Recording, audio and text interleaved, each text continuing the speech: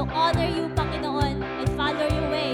It is my joy to say, yes, God, your will, your way. It will be my joy to say, your will, your way. It will be my joy to say, your will, your way, always. Sing it out. Mas lakasan natin. It will be my joy to say your will, your will, your way. It will be my joy to say your will, your way. It will be my joy to say, oh God, your will, your way, always. For the last time, let's sing. It will be my joy. It will be my joy to say your will, your way. It will be, oh God, your will, your way. It will be my joy to say your will, your way, always. Sing, I lay me down. I lay me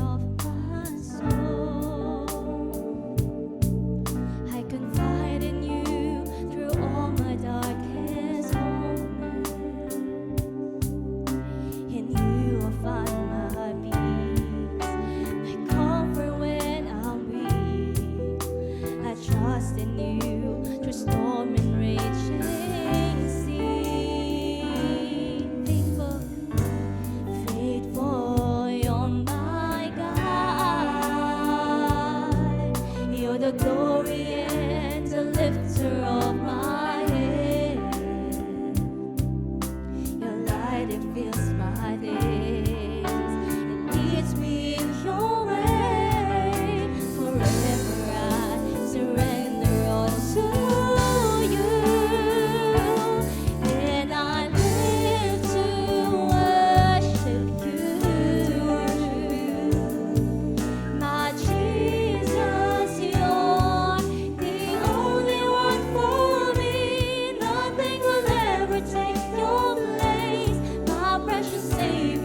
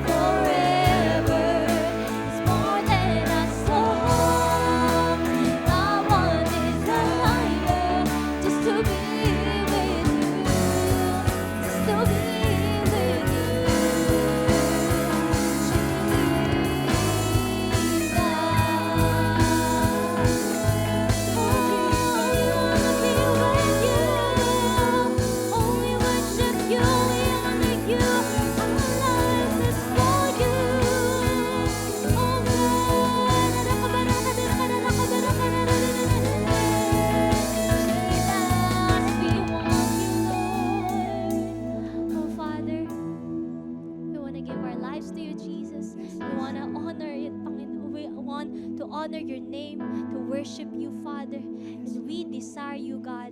We want to be with you, Father. Oh Lord, we ask for your spirit right now. We ask for your presence right now. Pour it out. Pour it out, Lord, to us, God. And this is all we pray in Jesus' name. Amen and amen. So, yan, makakaupo na po tayo. And a blessed Sunday, church. For our tithes and offering, let us read 2 Corinthians chapter 9, verse 6 to 8, New Living Translation. Remember this, a farmer who plants only a few seeds will get a small crop, but the one who plants generously will get generous crop. In verse 7, you must each decide in your heart how much to give, and don't give reluctantly in response to pressure. For God loves a person who gives cheerfully. Verse 8, and God will generously provide all you need. Then you will always have everything you need and plenty left over to share with others. Ito po, isa to sa famous verse about giving. Number 1, we will learn about let us give generously. So, generosity is bringing an excellent offering to the Lord. So, let us evaluate ourselves. Takot pa din po ba tayo magbigay sa Panginoon? Dahil baka mawalan tayo or magkulang tayo. Sa mundo ngayon, or di ba po sa social media, makikita natin, pagdating sa trabaho, sabi doon, huwag nyo masyadong galingan sa trabaho, baka kasi ipagawa sa inyo lahat. Or hindi ka naman pamamanahan. Di ba? Huwag tayong magbigay excellently. But sa Bible, tinuturo po sa atin, principle of giving sa Bible is to give generously, to give excellent. And sa pagbibigay, ayan, pag nagbigay tayo, mas madami tayong matatanggap. Di ba, lagi po sa atin pinapaalala, we are givers, not takers. And in anumang sitwasyon natin, number 2, decide to give and give cheerfully. Sabi po sa verse 7, you must decide in your heart how much to give and don't give reluctantly or in response to pressure, for God loves a person who gives cheerfully. So, kung may takot po tayo sa pagbibigay, kailan po tayo magdidesisyon magbigay sa Panginoon? So, dito po, pinaalalahanan tayo, let us decide based in our heart, not based in our conviction, not based in our needs or situation. 'Di ba? Narinig na po ba natin yung mga pag mayaman na ako, tsaka na ako magbibigay? Or kapag nanalo ko, or kapag may 13-month, ayan, bare months na naman, may 13-month na naman tayo, tsaka na ako magbibigay pag kumita na ako ng malaki. Let us decide. Ngayon na po. And hindi natin pwedeng ipagkatiwala na lang sa iba. Nakarinig na ba tayo? Ay, mayayaman naman yung membro sa church dyan. Marami namang magbibigay dyan. Gusto ba natin na sila lang ang pagpalain ng Panginoon? Of course, hindi po, di ba? So, maging tapat tayo sa pagbibigay. The decision to give is kahit anuman ang dinadanas natin, kahit anuman ang sitwasyon natin. Ayan, kung nahihirapan man tayo ngayon, kung nasa pagsubok man tayo ngayon, let us give to the Lord. Ipakita natin ang ating katapatan sa Panginoon. Amen? Amen. And number 3, the reward of generosity. Bakit tinuturo sa atin ng pagbibigay? In verse 8, God will generously provide all you need. Then you will always have everything you need and plenty left over to share with others.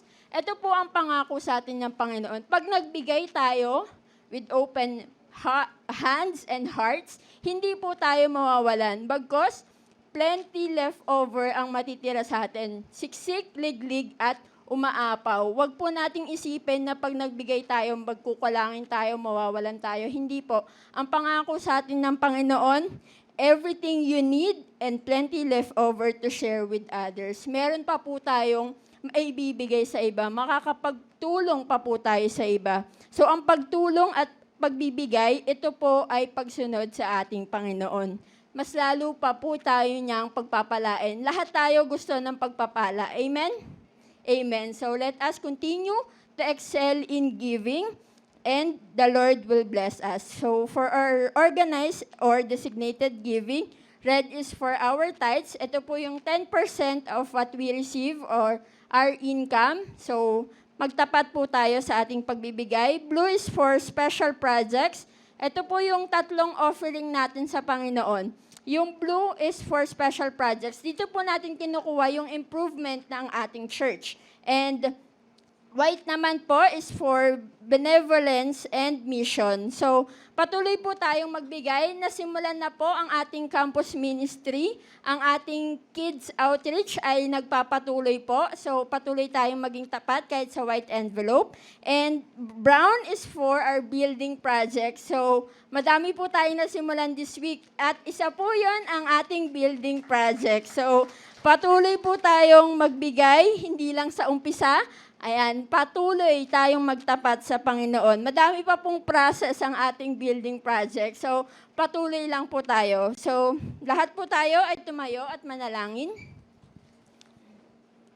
Lord, thank you for your word today. Lord, help us to be faithful and to give an excellent offering to you, Lord. Huwag mong hayaan na matakot kami magbigay, Lord. Tanggalin mo ang kasakiman sa aming puso, sa aming isipan, Lord. Maranasan po namin ang reward of generosity, Lord. Bigyan mo kami ng tamang puso sa pagbibigay. And magkaroon kami ng tiwala sa iyo, pag-ibig at may kagalakan sa pagbibigay. Thank you, Lord, sa pagpapala mo sa amin. Patuloy mo kaming pagpalain ang mga nagbibigay at nagtatapat sa iyo, Lord. Patuloy nyo kaming paalalahanan ng iyong salita. Continue to bless your people sa aming mga trabaho, businesses, at mga pangkabuhayan. Bless the work of our hands, Lord. We pray for your provision and protection every day. Thank you for the opportunity to give what belongs to you. Lord, answer our prayers. In Jesus' name we pray. Amen and amen. We may now all give to the Lord. Thank you.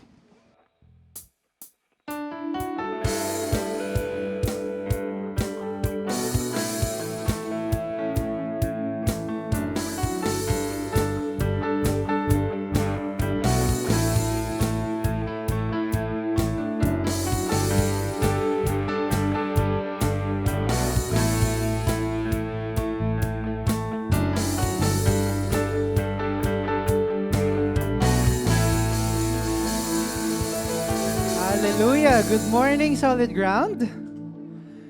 It's a beautiful Sunday today, and I am Brother Chris. On behalf of Pastora Alma, ako po magpipreach today. She is right now on her way to Pangasinan.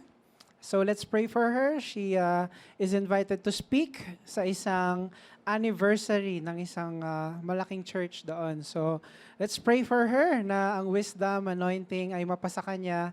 And of course, kung ano man yung kanyang prepare, ay hindi lang niya ma-deliver at marami pang ma-bless. Amen? So we're going to pray for her. And also, katulad nga sinabi ni Zay kanina, ang dami na natin nagawa. This first week pa lang sa ating building project. Nakakatawa, nakapaghukay na po. Kung nakita niyo po yung pinost ni Pastora Alma, ay nakapaghukay na po ng mga poste sa church. Nakabili na ng napakaraming coco-lumber, bakal, alambre, nakabili na ng equipment, yung katulad ng mga drill, mga grinder, ganon. And nakakatuwa makita ang progress. Although ngayon, konting patience lang dahil talagang dumidikdik tayo ng adobe. Ang lalaki ng mga adobe sa ilalim ng lupa. At sana ay soon, dire-diretso na tayo after natin madikdik yung mga adobe yun. Amen. So today we are going to discuss guidelines for godly gathering. What are the guidelines for godly gathering? May guidelines, Kuya Chris? Hindi ba pwedeng pupunta na lang ako since lahat naman tayo sinners, tatanggapin naman tayo ni Lord lahat? May kailangan ba tayong sundin na guidelines? Pag hindi ko ba sinunod yung guidelines, i-judge ba ako? Well, it's not like that. The Bible says na meron tayong mga kailangan sundin na guidelines whenever we attend church. Whenever nagsasama-sama tayo ngayon sa church, meron tayong mga sinusunod for the order of worship. Amen? Let me read to you our passage for today. It's in 1 Timothy chapter 2, verse 8 to 12. This is in Ang Salita ng Diyos. Gusto kong sa lahat ng pagtitipon-tipon, so nagsasalita po dito, first of all, si Paul, at ina-address ni Paul itong letter na to kay Timothy. Okay?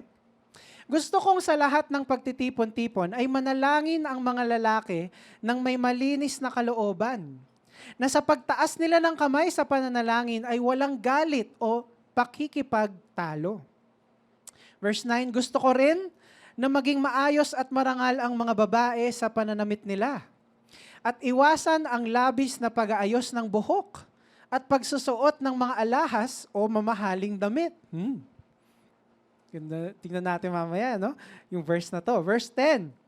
Sa halip, magpakita sila ng mabubuting gawa na nararapat sa mga babaeng sumasampalataya sa Diyos.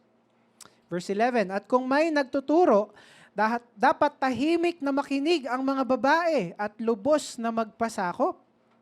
Hindi ko pinahihintulutan ang mga babae na magturo o mamuno sa mga lalaki. Kailangang tumahimik lang sila.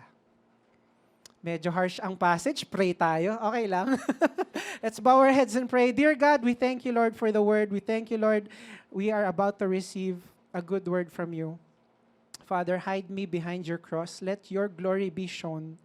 Let your words, Lord, fill this sanctuary. Let hearts and minds, Lord, get more wisdom and get to know you more, Panginoon. Father, kung pumasok po kami dito, Lord, na may kakulangan, na may kabigatan ng loob, Lord, nawa, lumabas kami, Father, na puno ng inyong Espiritu. Lord, allow me to handle the Word of God, Lord, with the proper exegesis, Lord, and proper interpretation of your Word alone. May the Holy Spirit be in this sanctuary, Lord. In Jesus' name we pray. Amen. Okay. Harsh. Amen? Medyo harsh ang last two verses na binasa ko. But I want to show you kung ano ang context nito. Let me start by showing you the main themes of Paul's letters. Hindi na natin babasahin lahat ng yan dahil yan, ang dami-dami yan. Sa lahat ng letters ni Paul, meron siya laging theme per letter niya. Okay? So, ang question dito, bakit iba-iba ang theme ni Paul sa mga letters niya? Let's say, for example, bakit sa Colossians, pinag-uusapan yung the preeminence of Christ and living in Christ? Pero pagdating sa Galatians, it's about freedom in Christ and justification by faith, not works of the law. Bakit naman sa Romans, ang topic niya is, ayun, pareho, pero iba naman sa Titus. It's appointing church leaders and living godly lives. So ano ang dahilan bakit iba? Hindi ba dapat iisang manuscript for all churches? Bakit kaya iba-iba ang letter ni Paul sa mga churches? Kasi bawat church may issues na pinagdadaanan. And Paul was writing, pag nagsulat si Paul sa isang church, it means may gusto siyang ayusin sa church na yon because somehow nagka-problema sa church na yon in this particular topic or issue. Amen? Nagigets natin? Ang 1 Timothy na binasa ko kanina lang, ang 1 Timothy ay letter ni Paul kay Timoteo patungkol sa church sa Ephesus. Ang church sa Ephesus ay may particular issue na mababasa natin sa chapter 1 pa lang ng 1 Timothy. At yun ay patungkol sa false doctrines. I want you to remember this point, that 1 Timothy ay sinulat dahil sa false doctrine na kumakalat sa church ng Ephesus. And this is important moving forward. Makikita natin kung paano natin i-address ang passage na to. So, balik tayo. What are the guidelines for godly gathering according to 1 Timothy chapter 2, verse 8 to 12?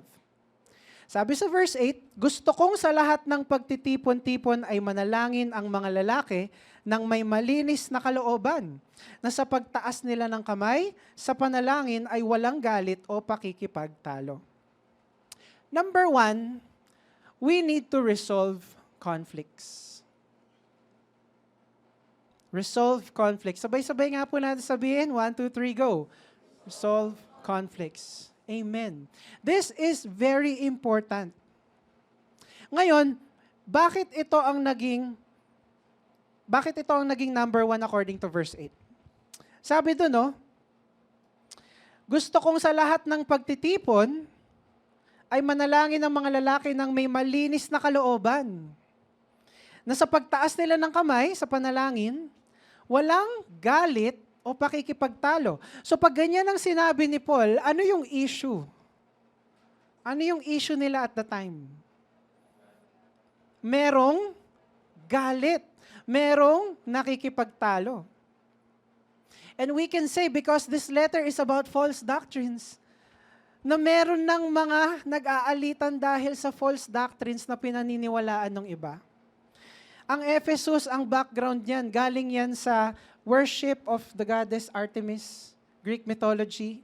In Roman, it's the worship of Diana. So, galing sila sa ganung pananampalataya. At may mga false doctrines na pumasok. At yon malamang ang kanilang pinag-aawayan at the time. Kaya meron silang ganun. Nagkakaroon ng sarili-sarili at kanya-kanyang opinion at kuro-kuro na naturo mula sa labas. Minsan ba, lalo na sa panahon ng mabilis na pag-scroll ng mga videos, sa panahon na ang dali-dali mag-share sa social media, hindi ba't napakarami na nating false doctrines na nabasa? Hindi ba't napakadaming false doctrines na napakinggan?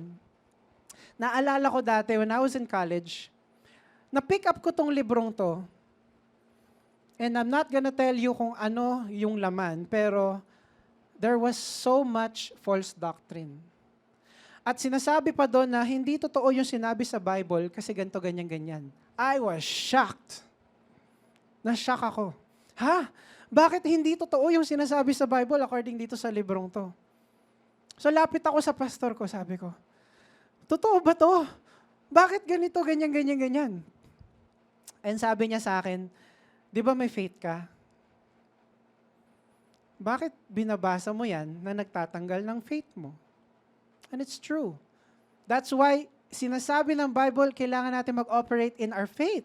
It's because faith is essential. Marami talagang maninira from the enemy.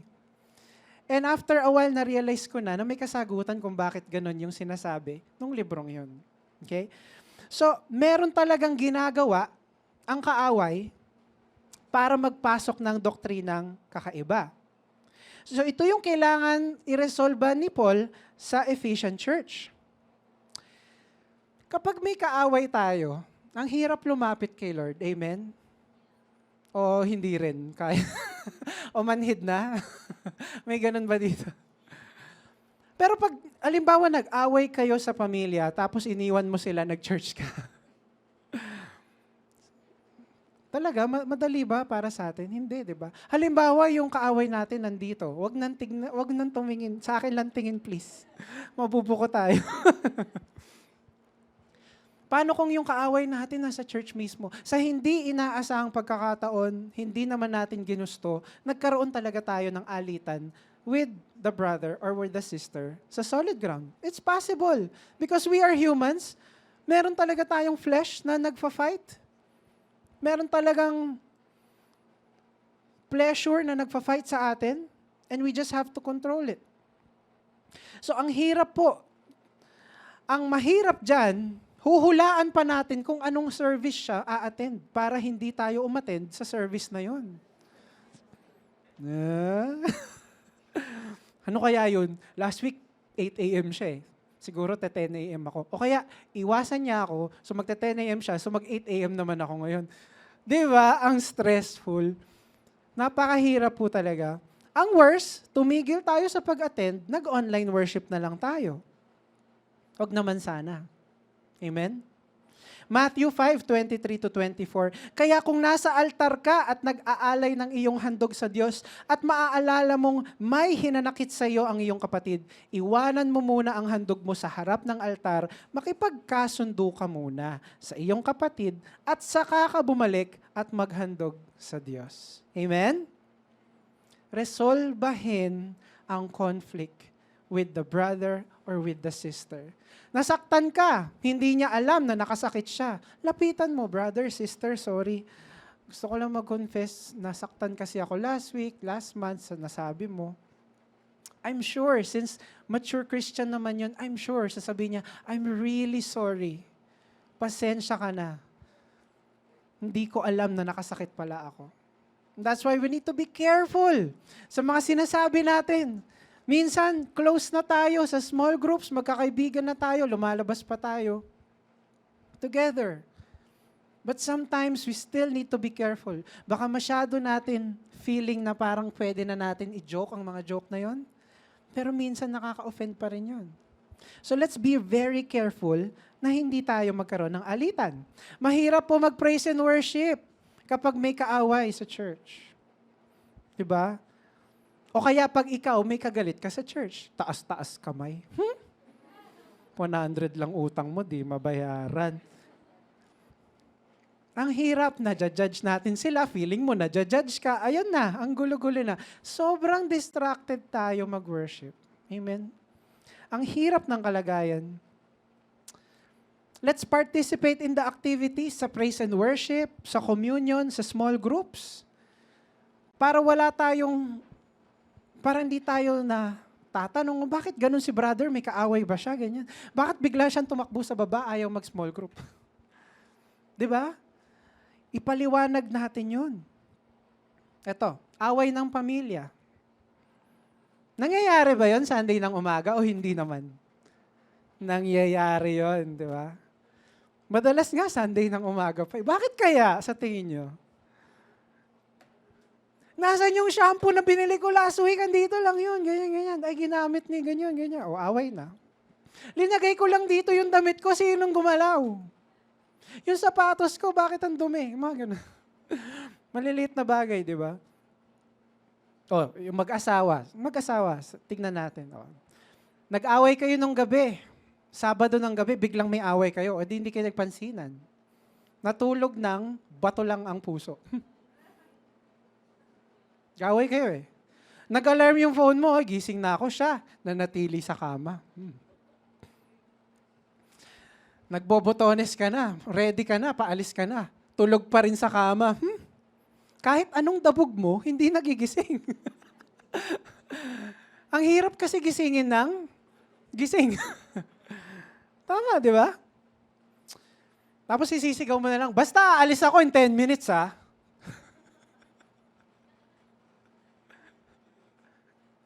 Di ba? Nangyayari to sa mag-asawa. So, iniwan mo yung asawa mo. Okay, iniwan mo. Nag-church ka.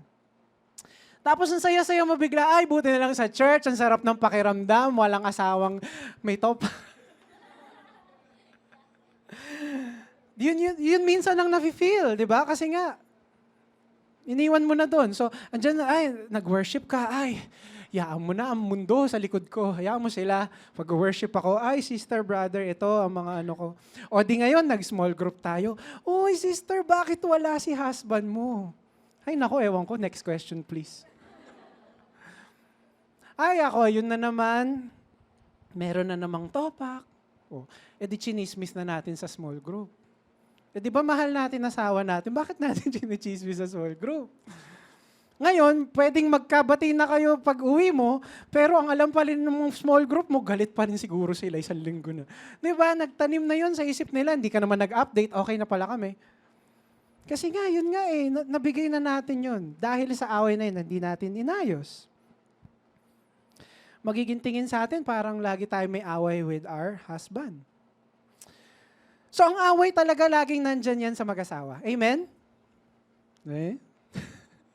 Laging nandyan yan sa mag-asawa. Laging nandyan yan sa pamilya, sa magkakapatid, sa lahat ng kasama natin sa bahay. Meron at meron yan.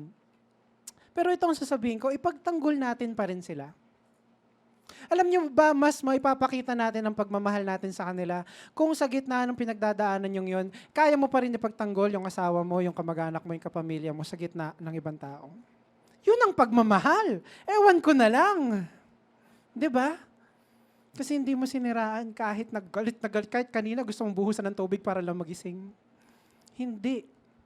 Mahal na mahal mo pa rin kahit na ganun.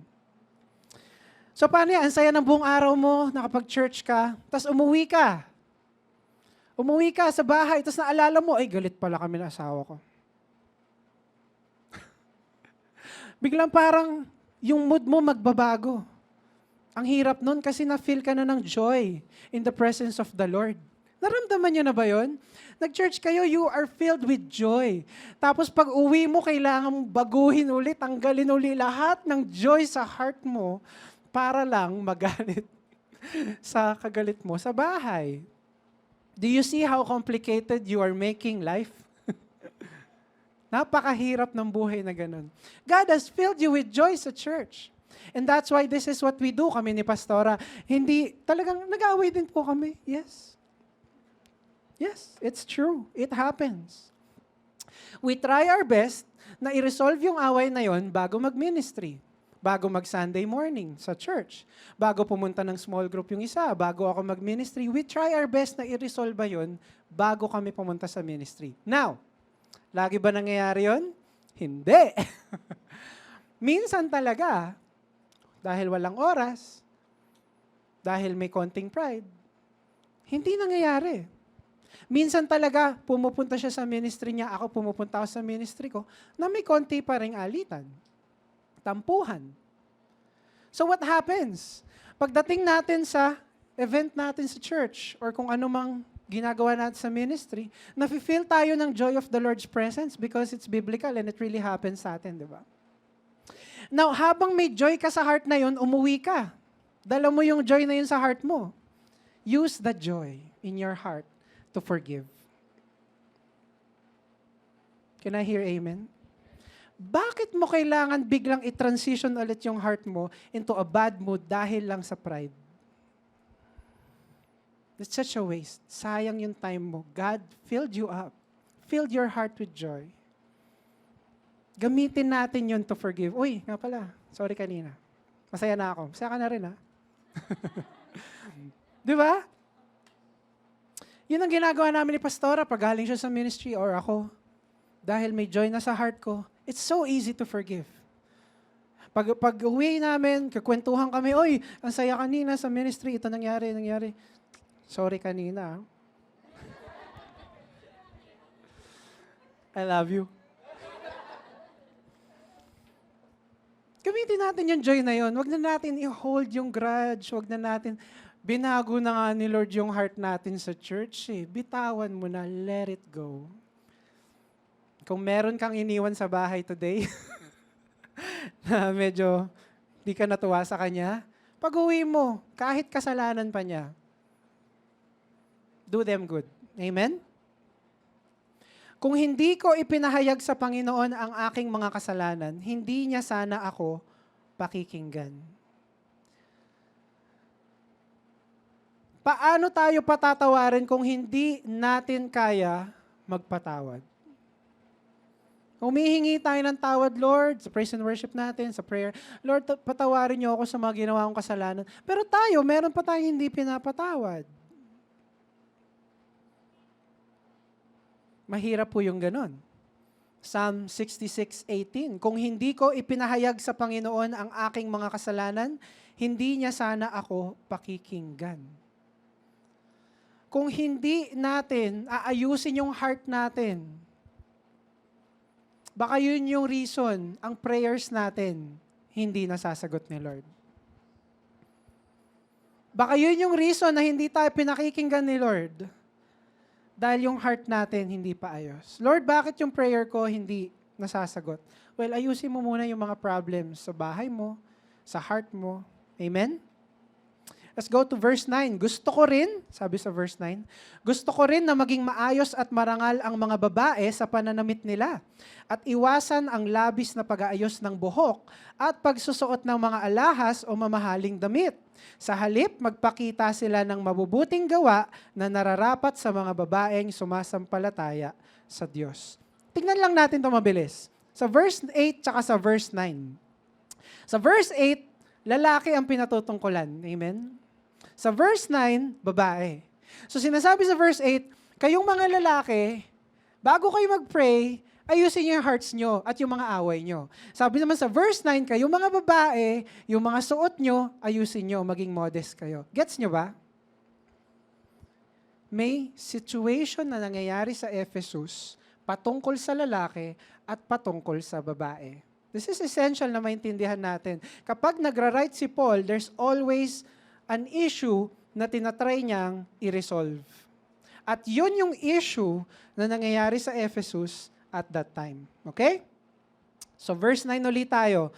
Ang number 2 point natin, let your purpose be Jesus. Pag nag-gather tayo sa church, let your purpose be Jesus alone. Tandaan natin na yung time na yon, wala naman mga malls, wala naman mga pasyalan. So kapag nag-gather yung mga babae sa synagogue, doon nila napapakita yung yaman nila. Kasi maraming tao sa church. Amen? So ito yung ina-address na Paul. Nagiging payabangan yung church. Dahil meron silang ginto. Dahil meron silang perlas at meron silang kung ano-anong magagandang damit. Ito yung inaayos ni Paul. Minsan guilty din tayo doon, no?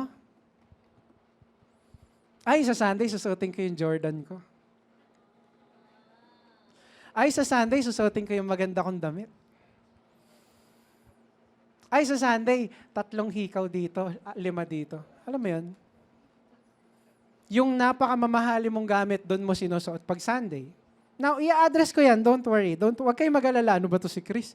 Bawal na ba? Suotin, ibigay naman sa akin yun ng tita ko galing US. Huwag kayong mag-alala, address natin yan, okay?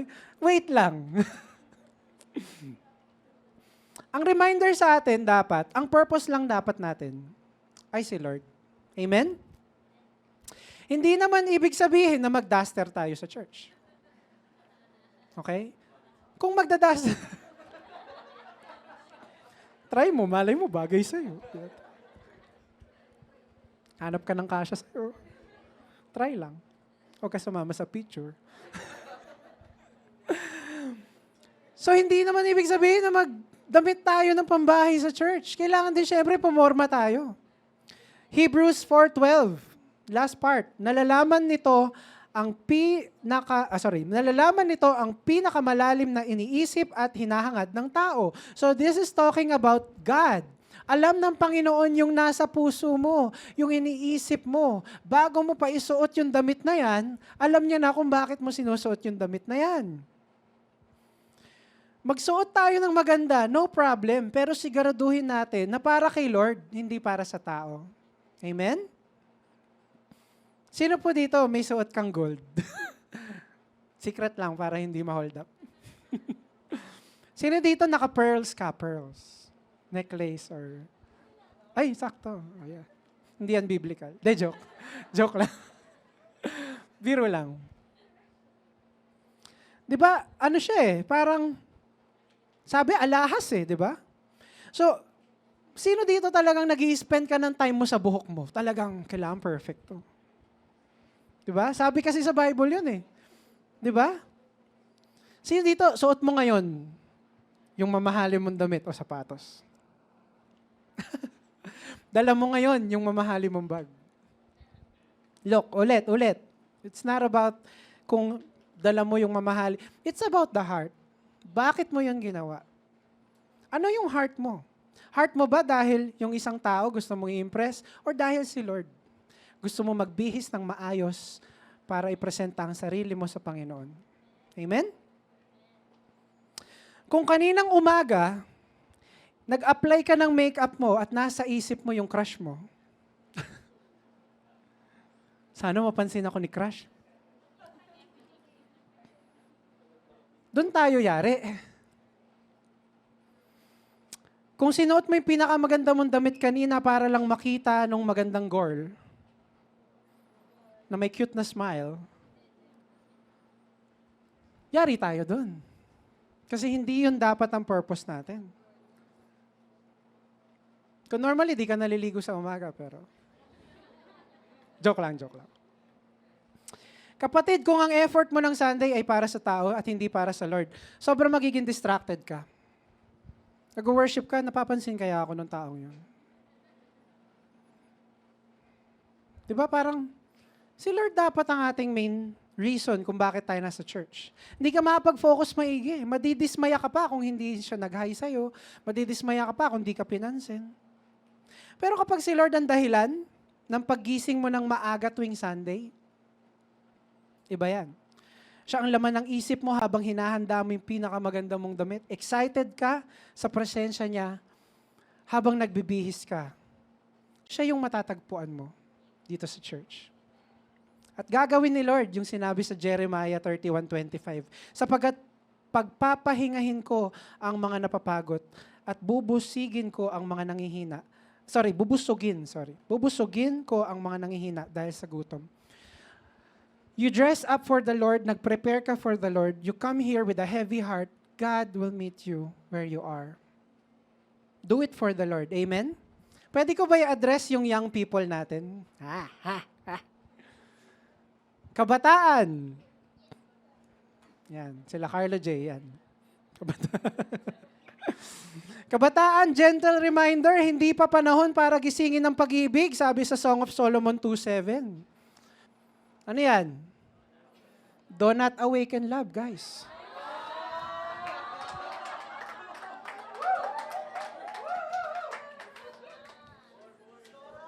Na-miss niyo si Pastora? Na-miss niyo si Pastora, no? Walang mga ganyang jokes. Okay, pupunta tayo kasi hindi bumenta. Kung nag-aaral pa, focus muna sa pag-aaral. Amen? Ang busy ko kasi. Ang dami-dami namin exam, paper research. Sabay-sabay magbigay yung proof. Kasi naman, marami kang units. One subject ASEM. Hindi sila sabay-sabay. Try mo. One subject ASEM. Hindi talaga sila magsasabay-sabay. Promise. Pero gano'n na nag-aaral eh. Diba? Focus dapat tayo sa pag-aaral pagka-graduate. Yun. Hanap tayo ng trabaho pagka-graduate na tayo, pwede na. Amen? Mga kabataan? Parang walang nag-amen na kabataan nyo. Mga may boyfriend nata at mga may girlfriend.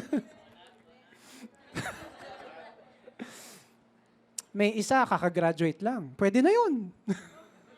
Wala siya dito ngayon. Pero pwede na siya. So wag natin ubusin yung pera sa make-up at magagandang damit kasi pera naman ng magulang natin yan eh. I-focus na natin yan sa miscellaneous sa school. I-focus na natin yan sa presyo ng subjects mo. Mahal magpaaral, ang mahal-mahal. Amen ba mga magulang? Amen? Ang mahal-mahal ng tuition. Tapos yung pinakamahal pang lipstick, yung kinuha mo sa SM. Bakit? Kasi nga, si crush nasa church. Yun ang point natin dito. Pagpunta natin church, it must be for God. Amen? Kung focus lang natin si Jesus, lalabas na to automatically sa atin yung sinasabi sa verse 10 na sa halip magpakita sila ng mabubuting gawa na nararapat sa mga babaeng sumasampalataya sa Diyos. Automatic yan lalabas kung si Jesus yung focus natin. And not just for the young people, sa lahat, di ba? Automatic, hindi ka na magka-crop top sa church. Automatic yun. Kasi gusto kaya ni Jesus ang crop top? What do you think? But, men, because men are visually attracted, they will like it. It's not na gusto nilang i-like, pero nakikita nila, and it's just science. There's attraction kapag ganun. And that's why you don't do that. Dress modestly, amen?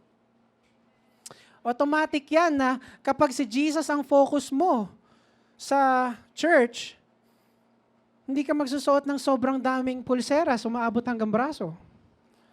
Sis, aray ko, naipit na naman yung buhok ko sa pulseras mo. Di ba? Automatic yan. 1 Peter 3:3-4, kung gusto ninyong maging maganda, huwag sa panlabas lang tulad ng pag-ayos nyo ng buhok na nilalagyan ng mamahaling alahas at sa pagsusuot ng mamahaling damit. Sa halip, pagandahin ninyo ang inyong kalooban, ang mabuting pag-uugali na hindi nagbabago. Maging mahinhin kayo at maging mabait. Ito ang mahalaga sa paningin ng Diyos. Single guys, single girls, huwag tayo masyadong tumingin sa itsura. Wala yan sa itsura. Promise. Humanap ka ng taong sobrang faithful kay Lord. Yung taong talagang ginagawa at sinusunod yung utos niya.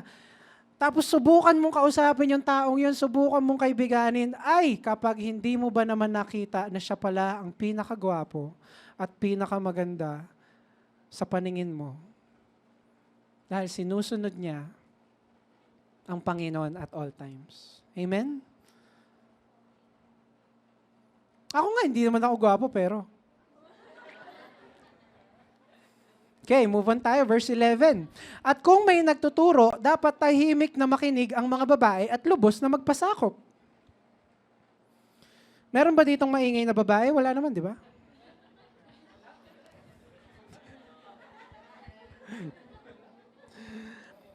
Sabi, tahimik na makinig. Sabi sa mga babae, tahimik na makinig, lubos na magpasakop. So ang issue sa kanila, ang issue na nararanasan nila sa Ephesian Church ay yung mga babae, maingay. That's it. Yun yung ina-address ni Paul at the time. Focus ang 1 Timothy sa false doctrines. And there is a possibility na yung ingay na yun, it can be linked to that. Tapos, ang segregation pa ng men and women sa mga synagogues, nangyayari. So kapag nag-aaral, yung mga babae hindi nila gets, sumisigaw sila sa mga lalaki nila, sa mga asawa nila, nagkakaroon ng distraction sa church. Amen? So, mga babae lang ba ang nagkakos ng distraction? Of course not. Of course not. Pero in this particular example, in this particular situation, mga babae sa Ephesus at that time. Ang point dito, pag nagmi-meet tayo for church, we need to, number 3, minimize disruptions. Let's minimize disruptions. Ang service, it's sacred. Amen? The Word of God is being preached in the service. God's presence ay nandito sa church. Amen? We are to treat the service as sacred. Letter A, avoid being late. Now, I know legit na may mga reasons kung minsan bakit tayo late. May mga legit reasons. And I'm not here na para sabihin na, hindi, basta, wag ka mali. No. Of course, may mga reasons yan na hindi ko alam na you can deal it with the Lord. But pag naging habitual, ito yung ibig ko sabihin, habitual late, di ba? Kasi, di ba, pag bukas pa lang ng pinto, nakaka-distract na yon, di ba? Kasi may ingay, may ilaw na pumapasok. Tapos, syempre, kapag late tayo, nakikiraan tayo, so the point here, and wag niyo sanang masamahin, but the point here is so that we can avoid disruptions. Para makapag-worship fully yung katabi natin, yung kasama natin sa church. Amen? Letter B, silence devices. Pagpasok pa lang ng church, i-silent agad.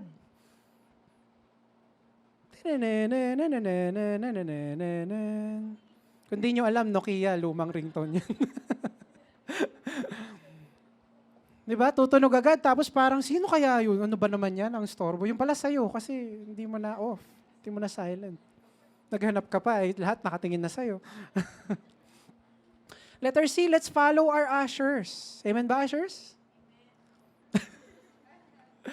Let's follow our ushers. You know, ushers, they know exactly yung tamang pwesto para sa ating lahat. Depende sa situation natin. Depende sa oras ng pasok natin. Depende kung may bit-bit tayong bata. Let's follow them. Huwag tayong galit. Ano ba yan? Lagi na lang si sister, si brother. Doon ako pinapaupo sa pinakaharap. Well, kasi puno na sa likod. So yun lang naman yun. We need to have a proper order of worship sa simbahan. Amen? And letter D, be discreet if you really need to speak to your neighbor. Now, syempre minsan, mag-uusap tayo with our neighbor, but be discreet as possible. And if hindi naman importante, wag nang makipag-usap sa neighbor para makapakinig tayo ng maayos sa service. Amen? Now, let's address yung dalawang verse na natira. Ang sabi doon sa verse 11, at kung may nagtuturo, dapat tahimik na makinig ang mga babae at lubos na magpasakop. Hindi ko pinahihintulutan ng mga babae na magturo o mamuno sa mga lalaki. Kailangan tumahimik lang sila. So si Pastora na mag-explain nito. Okay, joke lang. Joke lang. You know, sabi ng iba, sabi ng may mga ibang churches, sabi nila, malinaw na hindi dapat magturo ang babae. Dapat manahimik lang sila. Una sa lahat, it's not a universal command. Kasi it was dealing with the issue sa Ephesus at the time. This is what I've been talking to you about, intro pa lang natin. Na merong specific situations na dinideal si Paul, reason ng letters niya. Diba? Kaya huwag ka magalit, Ryan. Papaliwanag ko, don't worry. Tinatama ni Paul lahat ng false teachings. Alam niyo ba yung buong 1 Timothy? Chapter 1, sinabi niya about false doctrine. Sa chapter 4, inulit niya ulit. Kasi ito nga yung point natin for here. Now, we have to remember, patriarchal society ang Ephesus nung time na yon. Ibig sabihin, men yung leaders. Okay? So, yung mga women, nagkakaroon sila ng mga... Pero yun yung context nito. It was a patriarchal society and may segregation nga ng gender. Now, ito ang ipapakita ko sa inyo.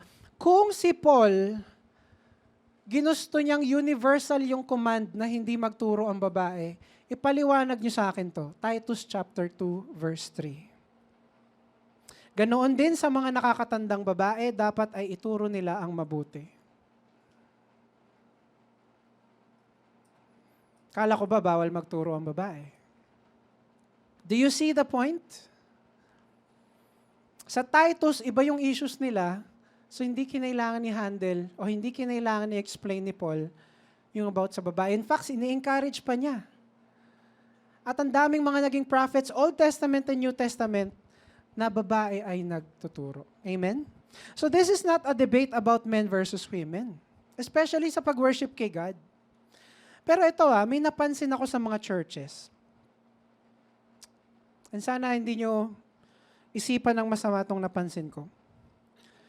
Ang daming babaeng mas involved sa gawain. Napansin nyo ba yun? Mas available sa services. Don't get me wrong. This is just my observation. I don't know, baka iba yung observation nyo throughout the years. Pero sa observation ko, yung mga mas marami sila.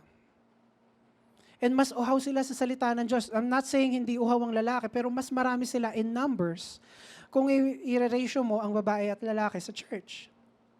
Ang daming babaeng mas involved sa gawain, mas available sila sa services. In fact, tignan nga natin si Ika. Ang dami niyang nai-invite sa church. Amen? Diba, Ika? Madami siya na-invite, yes. Minsan na pag-usapan namin ni Pastora, grabe si Ika, ang galing niya mag-invite. Ano kayong ginagawa niya? Nasa milk tea ba yun? Oh. Joke lang. Pero ang galing niya. Imagine, pipigilan mo ang ganyang klase. Imagine. Kung ikaw ay na-invite ni Ika at ang reason mo na nandito ka dahil na-encourage ka ni Ika umattend. Imagine if pinigilan namin si Ika na wag mag-share, wag mang-encourage, wag magturo. Nasaan kaya tayo ngayon? Sino kaya yung mag-i-invite sa atin? Amen? Ito question. Kung si Pastora somehow nakatulong sa buhay mo through a preaching, through a devotion, through an encouragement, through counseling, kahit isang beses lang, merong na tulong sa'yo para ang buhay mo mas lumapit kay Kristo. Can I just see a rise of hands? Can I see mga kamay natin? Amen. Now, kung si Pastora ay pinigilan because of this teaching, na ang daming nagmi-misinterpret, where could we be right now? Amen? Inuulit ko, this is not a comparison of genders. I've been in the ministry long enough na observe ko to. And sinasabi ko to because I want to show you na this interpretation is misinterpreted so many times. Meron kaming re-rehearse ngayon, Tala, the musical. Sana makapunta kayo. December. Siningit ko yung wrong. And this group of people, they really work hard para kabisaduhin yung script. 3 po yun, kinakabisado nila. Yung script, yung kanta, at yung mga koryo. Ayan sila. Pakita natin. Now, Ilan ng boys, ilan ng girls? There are 5 boys and 10 girls. Okay. Isang ministry lang yan, Chris. Wala naman tayo napapatunayan dyan. So, pinuntahan ko yung workers. We have a total of 41 workers. Lalaki 18, women 23. Mas maraming babae. Pero Chris, wala naman pinatutunayan yan eh. Tsaka dikit halos, 18 tsaka 23. Okay. So pumunta ako sa analytics ng online devotions. 69% female, 31% male. Wow, online devotions. May plus 500 plus tayo doon na miyembro. Pero hindi, baka naman marami lang talagang nagigising ng maaga, nag-aayos ng kung ano. Mga babae talaga, so mas sila. So sige, tignan natin yung like page, yung original like page natin. So 1,300 followers, 62.7% female. 37.3% male. So parang ang lakas pa rin ng evidence, Chris. Pero baka naman sa Deparo, Caloocan lang, tsaka sa TS Cruz kasi yun naman talaga. Baka naman marami lang talagang babae dito sa lugar na to ng Pilipinas. So pumunta ako sa pinakamataas na statistics, the highest. It's Pew Research. It does consistent and very accurate statistics of Christian churches all around the world. Top website, nakalagay. 43% ng male ang uma-attend ng church, but 57% female. Mas malaki pa rin ang female. Again, this is not a battle of the genders. I'm showing you that if this group of people na mas majority o house sa Panginoon pinigilan natin, what will happen to our world? Let me tell you right now, God has put a level of hunger in the hearts of women na walang makakapag-explain. Amen ba ron? May kakaibang uhaw. And yes, mga lalaki, may uhaw din, yes. Pero in numbers alone, mas marami sila. Iba ang kanilang passion. Iba yung kanilang drive sa gawain ng Panginoon at sa salita ng Panginoon. Bakit natin ipe-prevent ang women from speaking? Do you think it's God's will na pe-prevent ang kalahati ng population to be silenced? You know whose will it is na mapigilan ng babae? Satan's will. He has come to cause confusion among the churches para mapigilan ang spread ng ng salita ng Panginoon. Amen? Napakaraming natuturuan ng mga kababaihan. Napakaraming natututunan. This morning, can I ask everyone to stand up?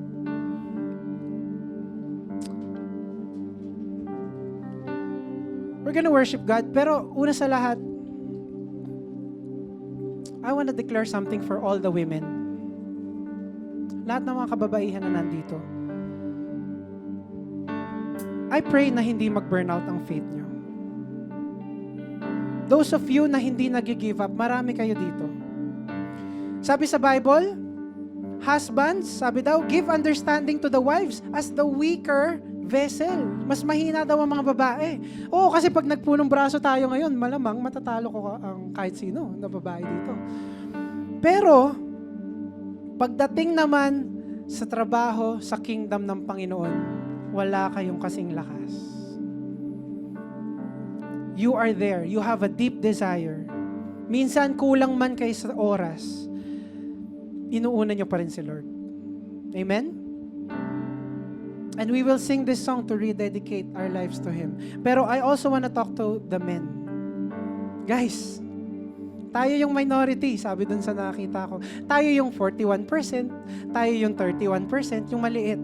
Pero, nandito kayo right now. Hindi kayo nag-give up. May mga kaibigan siguro kayo, kamag-anak na lalaki din, dating Kristiyano. Let's pray for them. Pero right now, you are here. You are not giving up. You go strong for the Lord. Amen? Mas konti man tayo, hindi tayo aalis. But you know what? God needs us, guys. We need to model sa mga pamilya natin, sa mga kaibigan natin, na meron pa ring mga lalaki for the Lord. At tayo yung mag-i-invite ng mga kapwa nating lalaki sa church. Amen? So we're going to sing this song and declare our lives for Him this morning. Hindi tayo mag-hold back. At kahit maraming pipigil sa atin, especially sa mga women, pinipigilan yan. Hindi tayo mag-hold back. Amen? Can we sing for the Lord this morning? Hallelujah, Jesus. Sing Savior, Savior of my soul. I confide in you through all my darkest moments. In you I find my peace, my comfort when I'm weak. I trust in you through storm and raging sea. Faithful, you're my God. You're the glory and the lifter of my head. Your light that fills my days. It leads me in your way. Forever I surrender all to you. So sing for the Lord this morning. And I live to worship you, my Jesus. You're the only one for me. Nothing will ever take your place, my precious Savior. Who can stand between my Lord and me? And I live to honor you, and I long to bring my life an offering. Take me higher, show me deeper. I give all to be with you. Hallelujah, Jesus. Thank you, Lord. Thank you, Father, for your presence right here in this place. Lord, salamat dahil pinaalala nyo sa amin, Lord, na hindi kami mag-give up, Father. To teach your word, Father. Lord, to maintain, Lord, yung tamang turo, Lord. There's a lot of false doctrine out there and napakaraming mga buhay na talagang nahihirapan. Father, gagawin ni Satan ang lahat para pigilan kami.